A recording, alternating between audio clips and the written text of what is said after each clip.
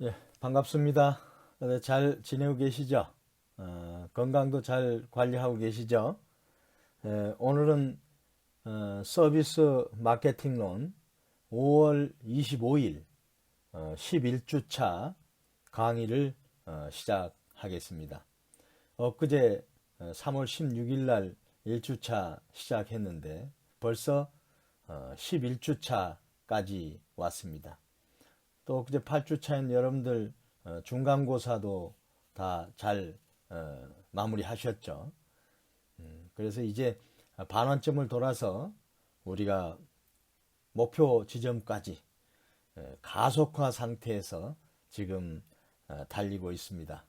아무튼 지금까지 비대면이지만 여러분들이 서로 협조해서 강의가 원만하게 진행될 수 있도록 적극 협조해 준 데 대해서 먼저 감사를 드립니다. 오늘 사실 서비스 마케팅 이제 전략적 이슈 파트 4로 우리가 가는데 이건 사실은 굉장히 좀 이론이 많이 포함되어 있지 않고 우리가 상식선에서 충분히 이해할 수 있는 그런 내용입니다. 오늘 11주차 강 내용만 봐도 먼저 서비스 경쟁 전략 하려면 어떻게 산업 분석이 들어가야 되겠죠? 그럼 전통적인 산업 분석 방법이 뭔가 하는 걸 우리가 간단히 보는 거고. 그 다음에 이제 경쟁 전략 하니까 경쟁 전략에는 뭐가 있을까요?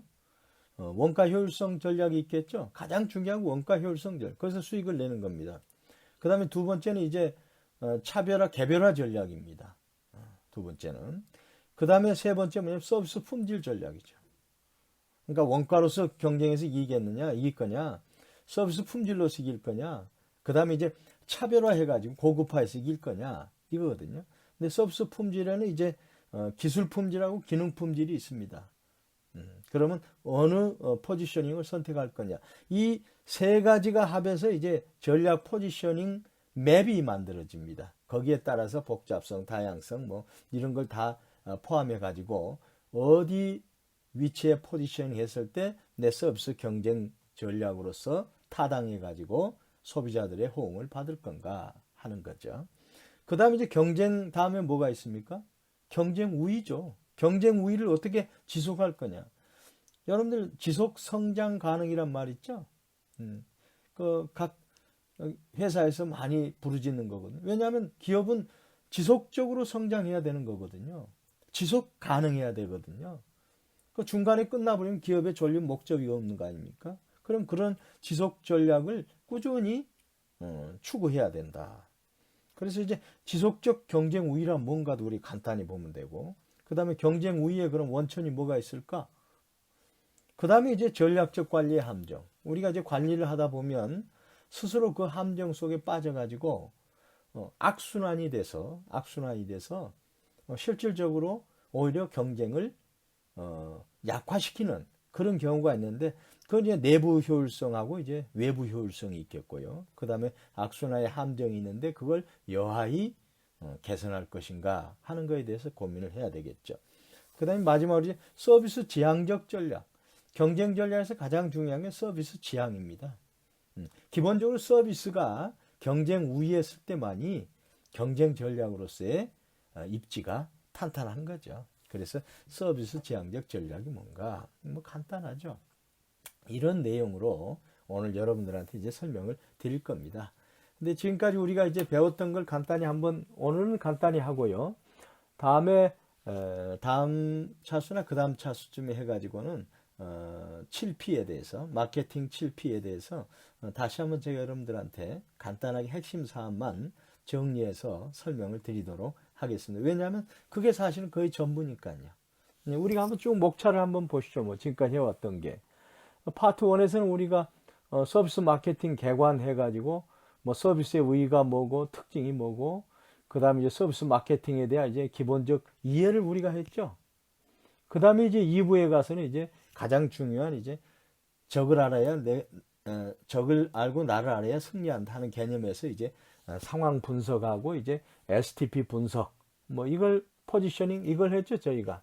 거기에서 이제 STP 분석이 이제 세그멘테이션하고 그다음에 타겟팅하고 거기에 맞는 이제 포지셔닝이다.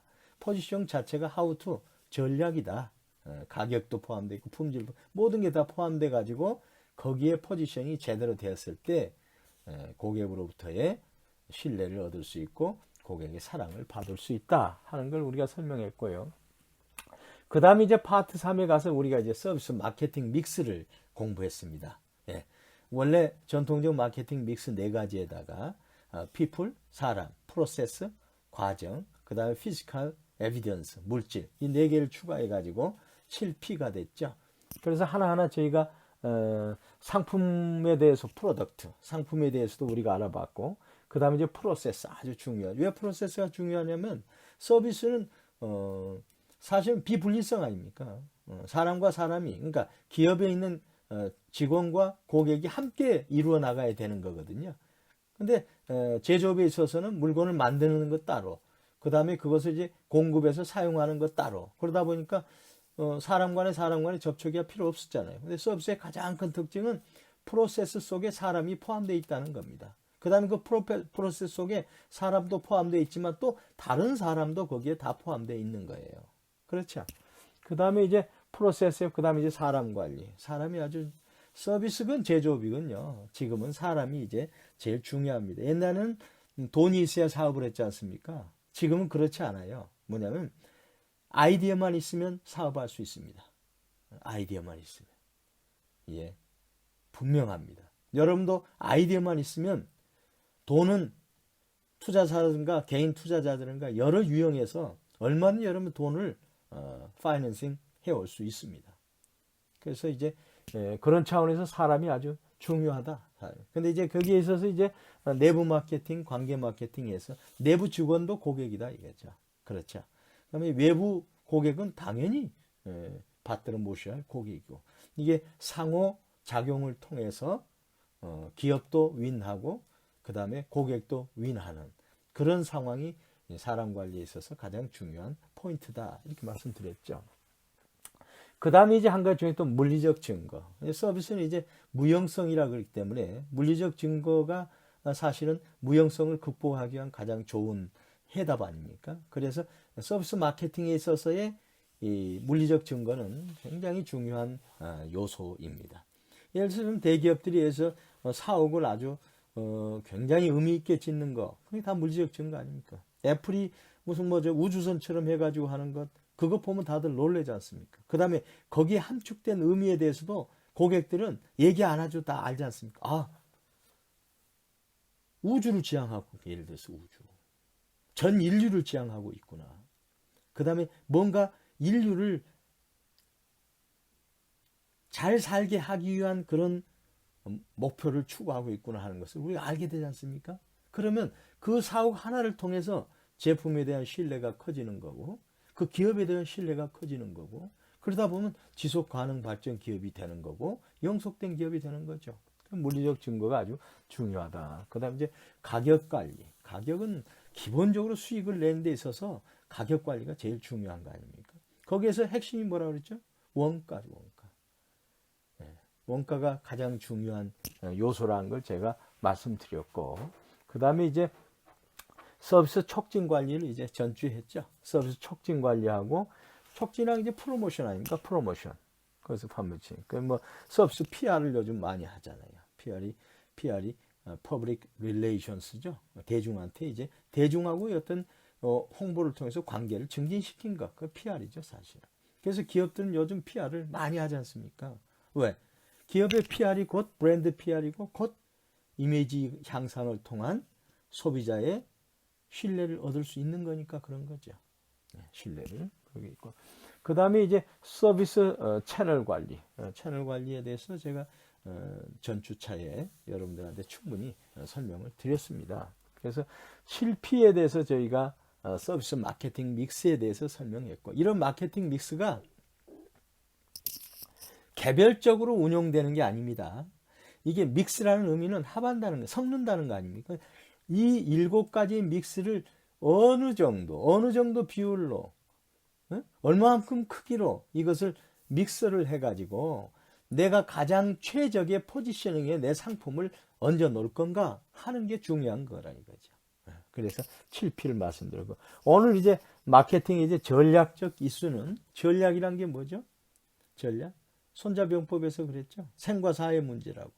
기업의 생과 사가 문제되는 게 뭐 전략이죠. 그래서 how to 어떻게 하느냐 이거죠. 어떻게 전략. 예, 그래서 이제 거기에는 이제 경쟁 전략이 있고 그 다음에 이제 서비스 수요와 가용 능력 관리 있고 그 다음에 이제 기대 관리가 있고 그 다음에 이제 품질 관리 네 가지가 있는 겁니다. 그래서 하나하나 우리가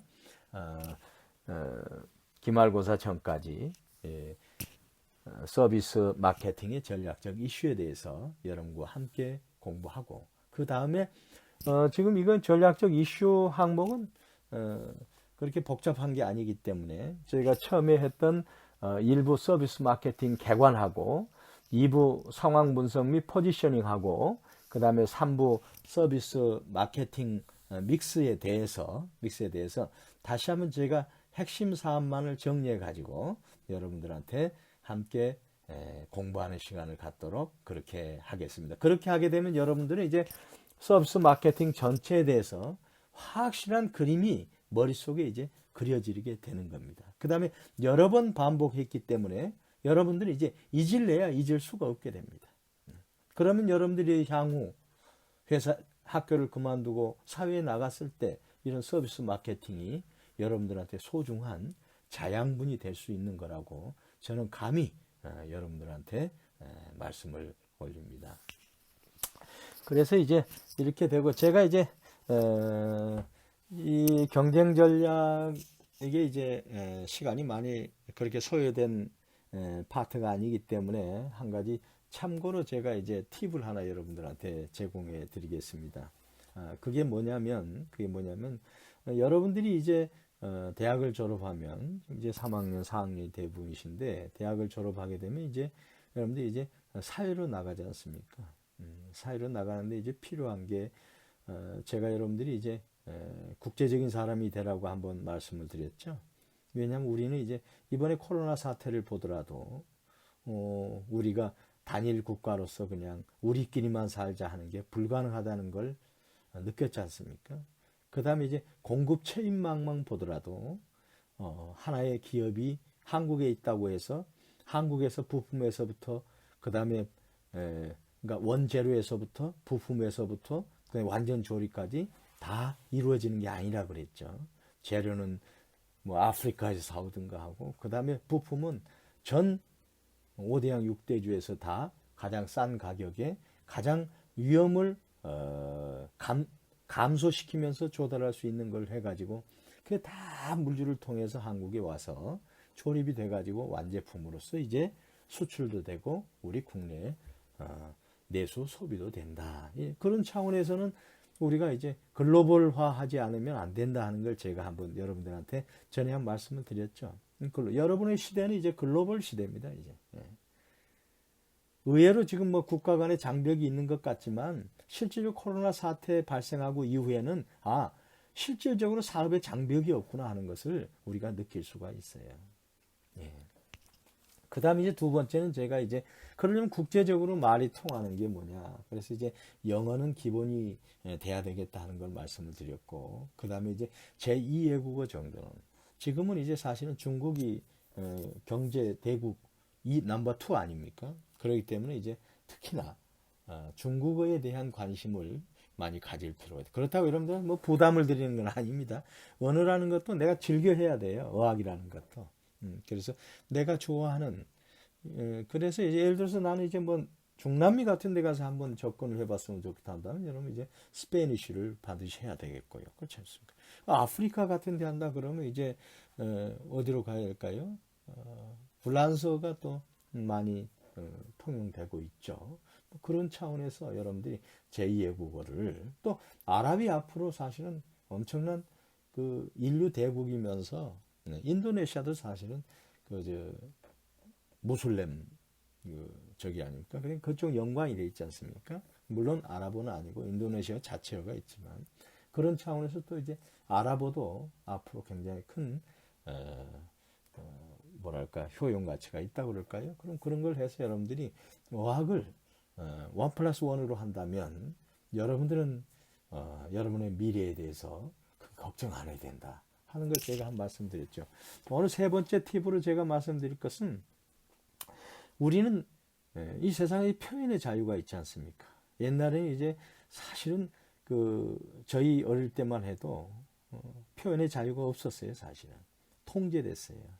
예를 들어서 좀 유행가 노래 가사만 조금 반정부 비슷한 뉘앙스가 있어도 다 통제해버리고 그랬지 않습니까? 금지곡으로 시켜버리는데 지금은 정말 우리나라처럼 표현의 자유가 너무 활성화된 나라는 사실은 별로 없을 정도로 굉장히 자유스러운 그런 환경 속에 우리가 있지 않습니까? 표현은 뭐예요? 두 가지가 있지 않습니까? 말을 하거나 두 번째는 글로써 표현하거나 두 가지가 있거든요. 근데 말하는 것 굉장히 중요합니다, 여러분. 그래서 옛날 고대 로마 히랍 이런 저기에서는요, 사실은 이 말하는 법이 굉장히 중요했었어요. 그래서 말하는 법을 가르쳤어요, 사실. 그래서 지금도 사실 말하는 법이 아주 중요하죠. 요즘 뭐 TV 방송에 보면은 전문가라 하신 분들 나와서 막 얘기하는데 어느 날은 뭐 식품 얘기했다가 어느 날은 무슨 범죄 얘기했다가 어느 날은 정치 얘기했다가 어느 날은 연예인 얘기했다가 막 그러대요. 근데 그 사람들이 전문 지식이 깊어서 그런 게 아니에요, 사실은. 아주 얄팍한 신문 정도의 여러분 정도의 지식밖에 없는 분들이지만 이 말을 잘 엮어내지 않습니까, 그게. 그러니까 전문가 대접을 받을 수 있고 참 어떻게 보면 이 시청자들에게 이해하기 쉽게 잘 의견을 대변해 준다. 그래서 요즘 많이 그분들이 많이 활약하고 있지 않습니까? 말을 잘해야 돼요. 근데 저는 사실은 저도 말을 좀 열심히 잘 하려고 노력한 사람입니다. 근데 제가 어려서 저희 아버님이 이제 머리맡에 이제 그 한글 책 있지 않습니까? 그 문풍지 같은 뭐죠? 문풍지라고 안 그러고 뭐라고 그러죠? 한지에다가 이제 글을 써가지고 그 한자 소설 같은 게 있었어요. 그래서 뒤에를 이제 묶음으로 줄로 묶어서 한 책 있지 않습니까? 그런 책을 머리맡에 놓으시고 약주 드시고 오시면 꼭 그걸 읽으셨어요, 큰 소리로. 그러면서 저희한테도 이 꼬마 뭘 알겠어요. 초등학교 다닐 때 책이 나오니까 그걸 큰 소리 읽으라고. 저는 당연히 그렇게 읽나 보다 하고 큰 소리로 막 읽었어요. 근데 그게 반복이 되니까요. 반복이 되니까 이 스피치 능력이 향상되는 것 같더라고. 또 상대방한테 얘기할 때 주눅 들지 않는 거예요. 그게 가장 중요하지 않습니까? 그래서 말도 연습이 필요합니다. 스피치도.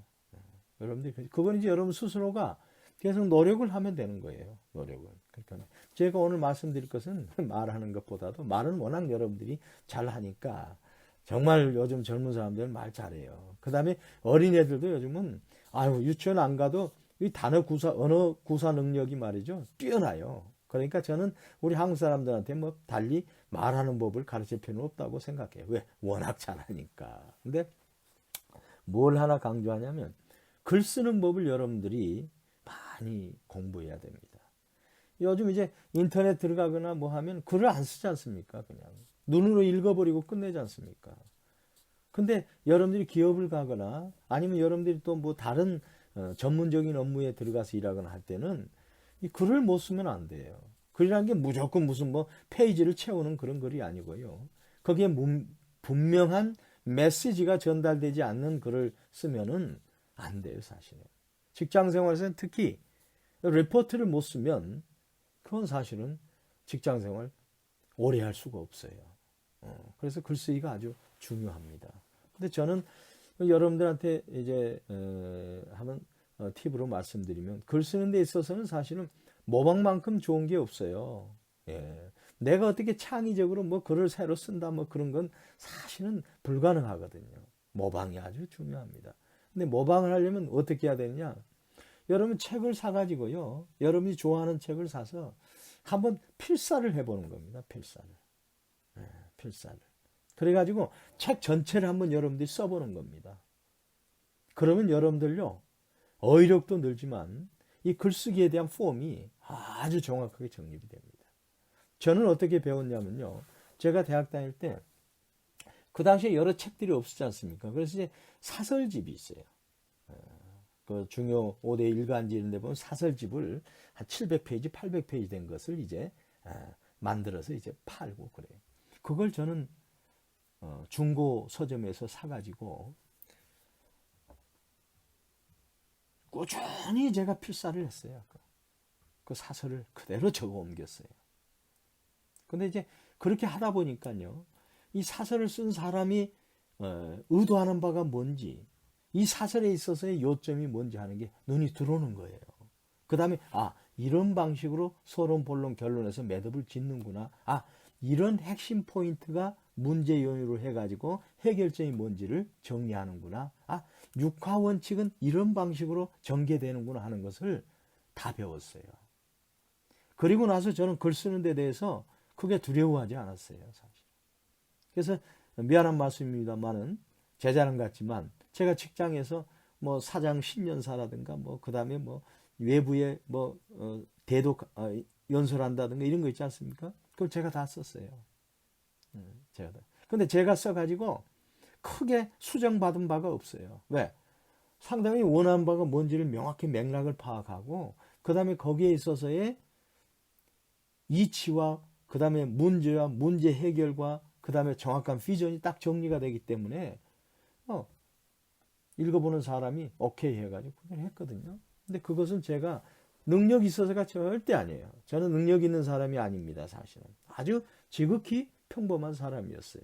근데 그렇게 노력을 통해서 글쓰기가 되더라 하는 것을 제가 직접 체험한 거예요. 제가 언젠가 이제 한 10여 년 됐나요? 제가 이제 조정래 선생님의 이제 황홀한 글과목이라고 하는 책이 있어요. 황홀한 글과목. 여러분도 한번 책을 한번 지금 아마 교보나 이런 데 가면 있을 거예요. 아마 인터넷에도 확인해도 확인했어요. 황홀한 글과목. 이분이 원래 수필 같은 걸 안 쓰는데 이제 독자들이 이제 글 쓰는 데 대한 어떤 의문도 질문도 많고 또 그 많은 수백 명 되는 그 등장인물들을 어떻게 기억하고 어떻게 잘 엮어 나가는지에 대한 독자들의 궁금증이 많아서 그걸 풀기 위해서 글을 썼는데 내용이 아주 좋습니다. 여러분들이 기회 되면 한번 꼭 도서관에도 있을 거예요. 한번 빌려보세요. 근데 그분이 하는 게 뭐냐면 글을 잘 쓴다고 하는 것은 전제가 있다는 거예요. 첫째, 많이 읽으라는 거예요. 무슨 삼국지를 읽든 무협지를 읽든 뭘 읽든 많이 읽는 거예요. 읽다 보면 읽는 게 습관이 돼가지고 이제 점점 수준이 높아가는 걸 읽게 되는 거죠. 그렇지 않습니까? 처음부터 어린이한테 무슨 그 복잡한 그 이론이 들어있는 책을 맡기면 못 읽지 않습니까? 그럴 때는 위인전 같이 아주 소프트하면서도 그냥 쑥쑥 들어오는 그런 걸 읽히는 거죠. 그게 단계를 거쳐서 했는데 그 다독이 중요하다고 했어요. 그 다음에 이제 두 번째 이분이 한 게 다상량. 말이 좀 한자로 써놨었는데 많이 생각을 하라는 겁니다. 들꽃 하나를 보더라도 많이 생각해 보라는 거죠. 거기에 엄마를 연상시킬 수 있고 누이를 연상시킬 수 있고 그 다음에 생명력의 원천을 연상시킬 수 있고 그 다음에 적은 미물이지만 그게 성장해가는 과정 속에서의 위대함도 느낄 수 있고 그렇지 않습니까? 그런 것을 많이 생각하라 이거죠. 생각.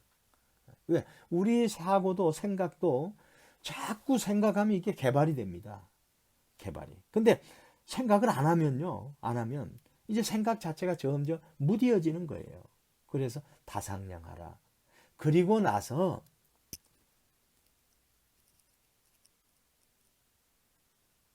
다작을 하라. 많이 써라 이런 거죠. 많이 써라. 많이 써라.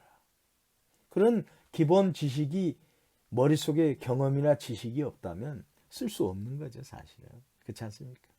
그래서 많이 써라. 근데 이제 많이 쓰는 데 있어서 내가 내 것을 쓰는 것도 중요하지만 그러기 위해서는 사실은 우리의 한계가 있으니까 다른 사람이 해놓은 책이나 글을 직접 한번 필사해봐라. 그대로 써봐라. 이것도 다작에 포함되는 거예요. 그렇게 되면 어느 순간 나도 글쓴이가 된다 이거죠. 그래서 이분이 그 문학의 징검다리라고 하는 좋은 말씀을 하셨어요. 그 뭐냐면 여러분이 다 똑같이 그 물을 건너가는데 글쓰기의 어떤 경지에 오르도록 건너가는데 돌 2개밖에 없다는 겁니다. 돌 2개.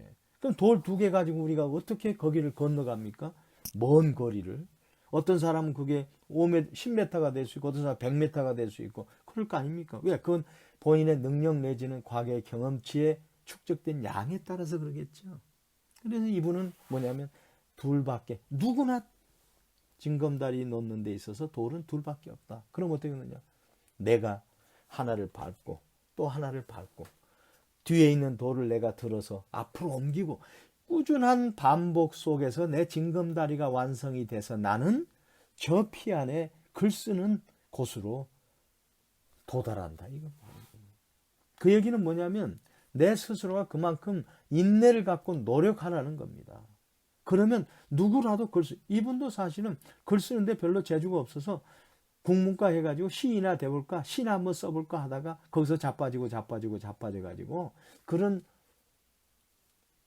비법 아닌 자기 논리를 터득해 가지고 한국에서 글쓰기 하면은 조정래 선생 따라갈 자가 없지 않습니까? 따라갈 분이 없지 않습니까? 그만큼 다작이면서도 정말 우리 인간 의식에 있어서 적어도 이제 그 근대 100년의 역사를 다 태백산맥하고 한강하고 아리랑 한강 이게 세 개 대하 소설로서 다 마무리했지 않습니까? 거기에 등장 인물이 1000명이 넘을 거예요 아마. 네, 그렇게 했거든요.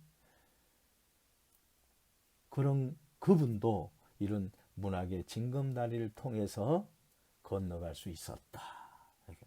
그래서 내 다리 돌을 하나 놓고 옮기고 하는 것 자체가 내 스스로밖에 할 수 없는 거고 내 노력과 인내가 결부됐을 때 그렇게 갔다.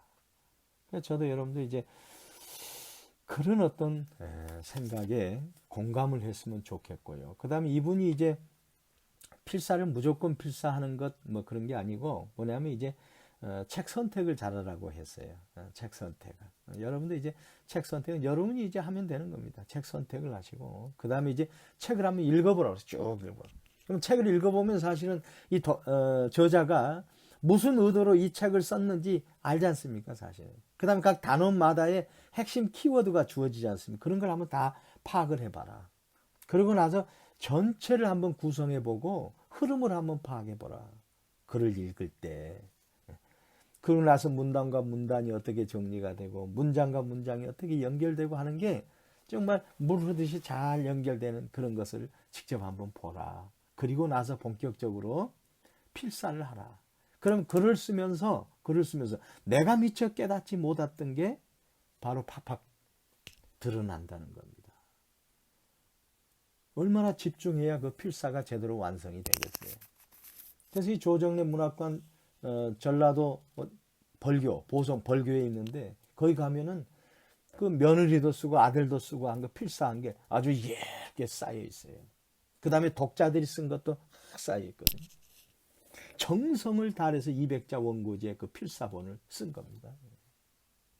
근데 그런 사람들은 다 글쓰기에 있어서는 정말 남한테 뒤지지 않을 거라고 저는 자신하거든요.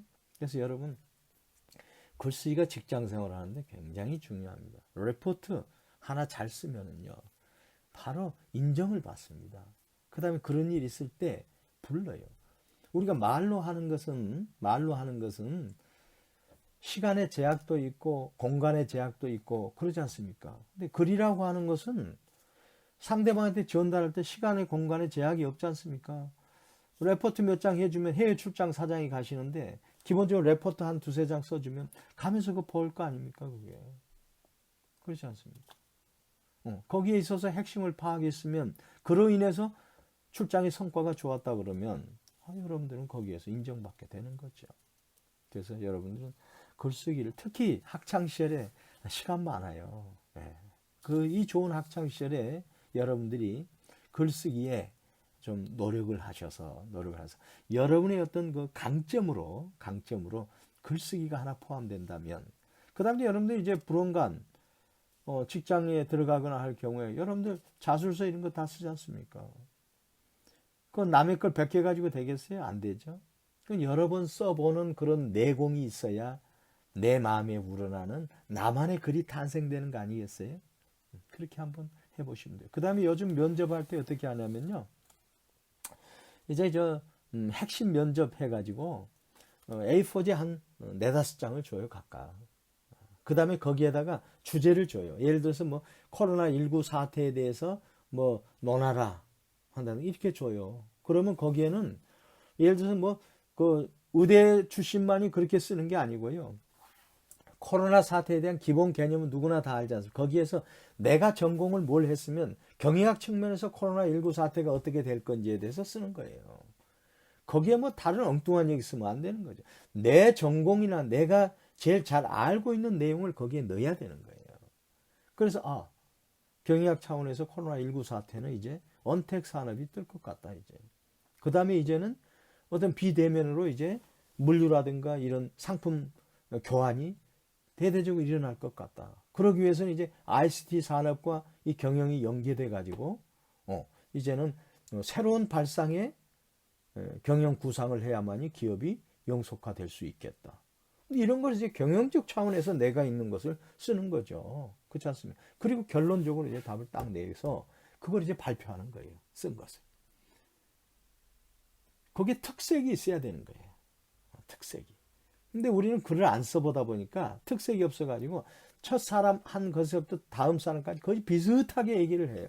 그럼 변별력이 없지 않습니까? 그 중에서 특출하게 내 아이디어를 가지고 그 다음에 내 영역에서 내가 잘하는 것을 가지고 탁 짚었을 때 바로 눈에 띄어서 당연히 합격되는 거죠. 그렇지 않습니까? 그래서 아무튼 여러분들 이제 학생이니까 글쓰기에 있어서 많은 신경을 써서 정말 여러분들이 훌륭한 경쟁 도구로 여러분들이 갖기를 진심으로 저는 바랍니다. 그 다음에 제가 매번 이제 리뷰해서 한 장으로 지금까지 배웠던 것 쭉 여러분들한테 이제 설명했는데 아까 제가 설명을 드렸죠.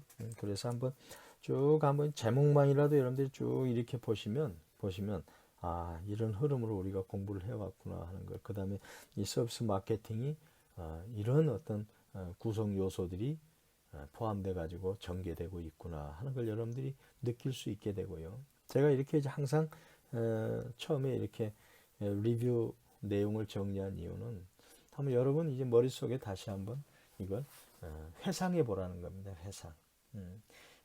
여러분들이 회상이 돼야 되는 거야. 이게 환기가 돼야 되는 거거든요. 그래야 이제 이게 여러분들이 인출이 돼요. 인출.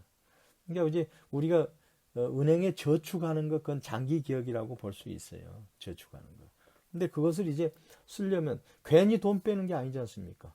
내가 이제 물건을 사기 위해서 뺀다든가, 아니면 뭐 집을 사기 위해서 뺀다든가, 아니면 내가 의료비를 쓰기 위해서 뺀다든가 하는 거 인출을 해야 되지 않습니까? 바로 여러분들이 이제 장기 저장해놨다가 여러분들이 이제 직장을 잡는다 그러면 이제 직장 관련 시험에 있어서 여러분들이 그걸 인출시키는 거고, 자격증을 따는 자격증 관련해서 여러분들이 그걸 인출하는 거고, 그렇지 않습니까? 그래서 그런 인출이 용이하기 위해서 제가 이렇게 항상 여러분들한테 강의하기 전에는 목차를 한번 쭉 정리를 해 드렸거든요. 그래서 오늘은 이제 다음에 이제 7P라든가 STP 분석 이런 것은 이제 다음 차수에 제가 여러분들한테 설명드린 걸로 하고, 오늘 이제 새로운 이제 마케팅의 전략적 이슈 파트로 왔으니까 이 내용은 제가 더 이상 반복 설명하지 않고 본 강의로 들어가는 걸로 그렇게 진행을 하겠습니다.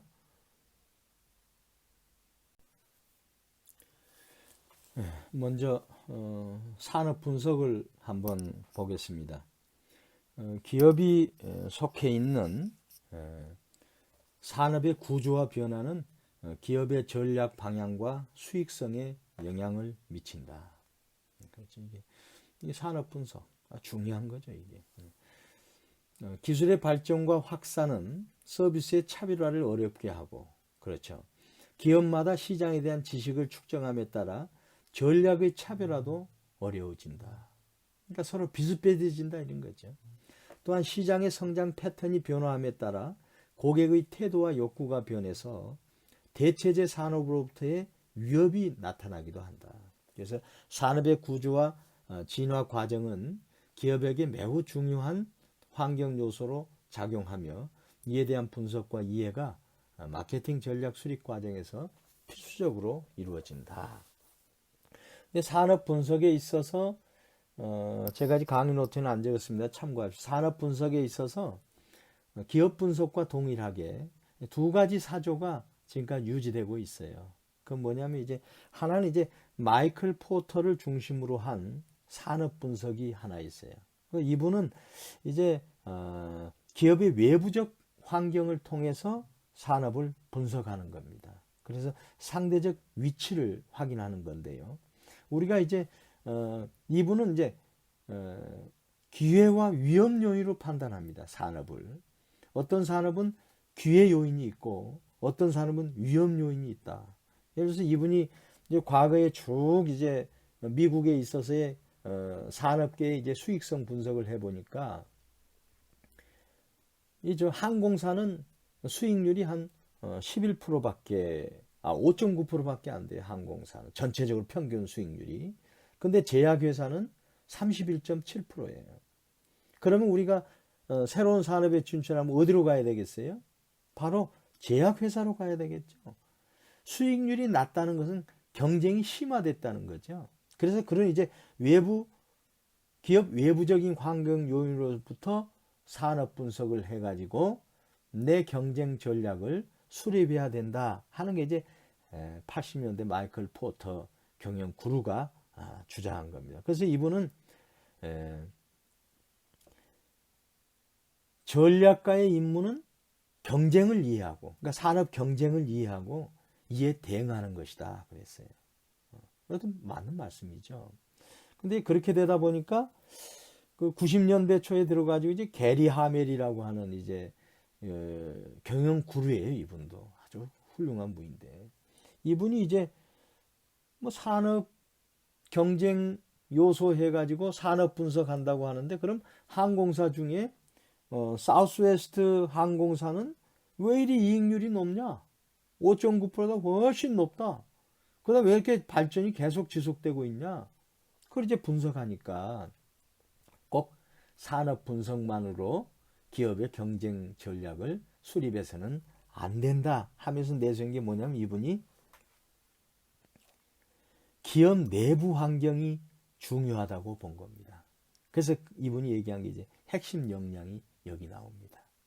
핵심 역량. 그래서 유명한 이제 자원 거점 이론이 있는데 그게 Resource Based View 해가지고 RBV 아주 유명합니다 이게. 그래서 자원 거점 이론을 주장하셔가지고 사양 산업은 있어도 사양 기업은 없다 그랬어요. 그러니까 지금 신발 산업이 침체된 것 같지만 그 나이키는 지금 승승장구 초인력유이 되지 않느냐 하는 거예요. 한국의 섬유 산업이 침체되고 있지만 한세 시럽 같은 그런 또 섬유 산업은 지금 엄청난 발전을 지속하고 있지 않냐 이겁니다. 쉽게 설명드리면. 그러니까 그 기업의 내부 핵심 역량이 있는 기업이 살아남는 것이지 꼭 어느 산업에 소속돼 있다고 해서 살아남고 소속되지 않다고 해서 죽는 그런 기업은 아니다. 그래서 이제 이분이 중요한 말을 뭐냐면 기업은 단순히 사업부의 집합이 아니라 역량의 집합이다 이거죠. 역량. 개인 자원 역량의 집합이다. 유명한 말씀을 하셨어요. 그래서 이분은 마이클 포터는 이제 opportunity하고 threat, 기회하고 위험 요인을 비교해서 경쟁 분석을 했다면 이분은 strength하고 weakness, 강점과 약점을 통해서 기업 분석을 한 겁니다. 그래서 내 강점이 크면 경쟁력이 강화되기 때문에 그럼 거기에 집중적으로 해가지고 이익을 실현해야 된다는 거고 약점이 있다 그러면 빨리 궤도 전환할 필요도 있겠다 하는 거죠. 근데 이제 이 두 분의 이론이 어떻게 보면은 기업 외부 지향과 기업 내부 지향으로서 다른 것 같지만 실제 내부를 들여다보면 어느 비중에 더 관심을 갖느냐 하는 부분의 차이지 마이클 포터 교수가 무슨 뭐 내부 역량을 중요시 안 했겠어요? 그 다음에 게리 하멜이 외부의 산업 분석에 대해서 뭐 등한시했겠어요? 그래서 그런 차원, 그러니까 이 두 개가 어떤 상생 관계로서 발전의 축을 이루면서 우리의 기업의 경쟁 전략을 통해서 지속 가능한 발전 기업이 되기 위한 모델도 제시했다. 우리가 이렇게 보시면 돼요. 이게 우리 산업 분석과 경쟁 전략에 있어서 사실 이게 핵심입니다. 핵심. 그래서 여러분들은 마이클 포터 그루하고 그 다음에 게리 하멜 이 두 분 정도 안다 그러면 산업 분석 내지는 경쟁에 있어서 한 반은 여러분들이 이해했다 해도 과언이 아닙니다. 그래서 한번 이제 여기는 이제 마이클 포터를 중심으로 한 산업 분석을 공부하는 걸로 그렇게 하겠습니다. 그래서 이제 구조 행동 모형이 있거든요. 구조 행동 성과 모형입니다. 그건 뭐냐면 기업의 전략은 환경 위협을 피하고 환경 기회를 활용하는 동시에 기업의 강점을 이용하고 약점을 회피하기 위해서 취하는 행동이다. 우리가 항상 볼 때 그럽니다. 여러분이나 저를 평가할 때도 그래요. 뭐냐면 기회 요인, opportunities. 그 다음에 위험 요인, threats. 그 다음에 강점 요인, strength.